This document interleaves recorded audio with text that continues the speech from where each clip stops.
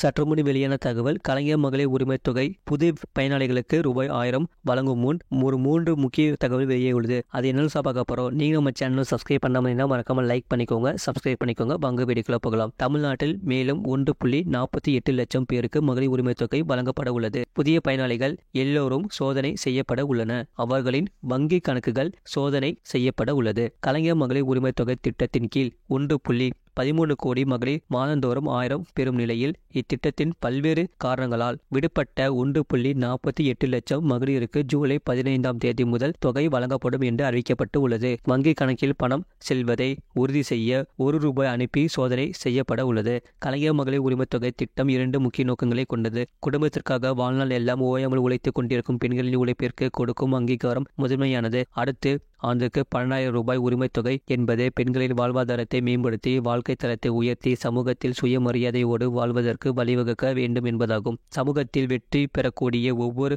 ஆணுக்கு பின்னாலும் ஒரு பெண் இருப்பார் என்று கூறுவதுண்டு. உண்மையில் ஒவ்வொரு நாளும் தன் திறனுக்கேற்ப பணிபுரிந்து பொருள் ஈட்டும் ஒவ்வொரு ஆணுக்கு பின்னாலும் அவரது தாய், சகோதரி, மனைவி, மகள் ஆகிய பெண்களின் பல மணி நேர உழைப்பு மறைந்து இருக்கிறது என்பதை யாராலும் மறக்க முடியாது. ஒவ்வொரு ஆணின் வெற்றிக்காகவும் அவரவர் குழந்தைகளின் கல்வி, உடல் நலம் காக்கவும் இந்த சமூகத்திற்காகவும் வீட்டிலும் வெளியிலும் ஒரு நாளைக்கு பல மணி நேரம் பெண்கள் உழைத்து கொண்டு இருக்கிறார்கள். இந்த உழைப்பிற்கு ஊதியம் கணக்கிடப்பட்டிருந்தால் குடும்ப சொத்துகள் அனைத்திலும் சமமாக பெண்கள் பெயரும் சட்டம் இயற்றாமலேயே இடம் பெற்றிருக்கும். இப்படி கணக்கில் கொள்ளப்படாத பெண்களின் உழைப்பை முறையாக அங்கீகரித்திடவே பெண்களுக்கு சொத்துரிமை வழங்கி கல்வியிலும் வேலைவாய்ப்பிலும் உள்ளாட்சி அமைப்புகளிலும் இடஒதுக்கீடு அளித்து பெண் உரிமை போட்டிட கலைஞர் அவர்களின் பெயரால் இந்த மகளிர் உரிமை தொகை திட்டம் அறிமுகப்படுத்தப்பட்டுள்ளது. எனவேதான் இந்த திட்டத்திற்கு மகளிருக்கான உதவி தொகை என்று இல்லாமல் மகளிர் உரிமை தொகை என்று கவனத்துடன் பெயரிடப்பட்டுள்ளது. தமிழ்நாட்டில் மகளிர் உரிமை தொகை விரிவாக்கம் செய்யப்படுகிறது. அதாவது மேலும் 1.40 லட்சம் பேருக்கு பணம் வழங்கப்பட உள்ளது.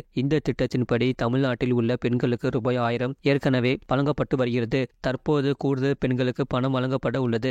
தற்போது புதிதாக விண்ணப்பம் செய்யப்பவர்கள் ஏற்கனவே விண்ணப்பம் செய்து நிராகரிக்கப்பட்டவர்கள் இதில் இணையலாம் என்று அறிவிக்கப்பட்டு உள்ளது. அரசு பணியில் இருந்து ஓய்வு பெற்றவர்களின் மனைவிகள் இதற்கு விண்ணப்பிக்கலாம். முன்பு இவர்கள் விண்ணப்பிக்க முடியாத நிலை இருந்தது. கார்ப்பரேஷன் ஊழியர்களின் மனைவிகள் விண்ணப்பிக்கலாம். வேறு சில காரணங்களுக்காக நிராகரிக்கப்பட்டவர்கள் மீண்டும் விண்ணப்பம் செய்யலாம். அதன்படி மகளிர் உரிமை தொகை விரிவாக்கத்தில் புதிய பயனாளிகளுக்கு விண்ணப்பம் செய்ய இன்னும் 30 நாட்கள் மட்டுமே அவகாசம் உள்ளது. கலைஞர் மகளிர் உரிமை தொகை திட்டத்தில் புதிதாக விண்ணப்பிக்க விருப்பம் உள்ளவர்களுக்கு சிறப்பு ஏற்பாடுகள் செய்யப்பட உள்ளது. மக்கள் எளிதாக இணையும் வகையில் சிறப்பு கேம்ப் மற்றும் இ-சேவை முகாம்கள் அமைக்க முடிவு செய்துள்ளன. கூடுதலாக இ-சேவை மையங்களை அமைக்க முடிவு செய்துள்ளன.